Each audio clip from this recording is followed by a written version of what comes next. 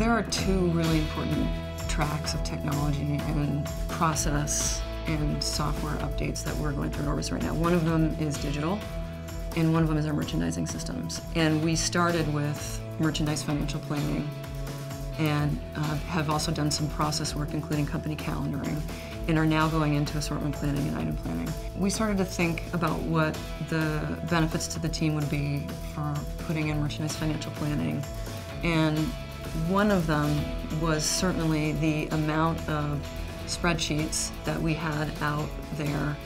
They were all in Excel, and none of them were linked. So my team and I were maintaining a number of inventory plans, whether it was a total company inventory plan, a inventory plan for our retail stores, one for our UK retail stores, one for our warehouse in the US, one for our warehouse in the UK. And as you can imagine, without automation and connectivity between those reports, it was easy for them to be out of sync and not give us the most optimal look at our inventory.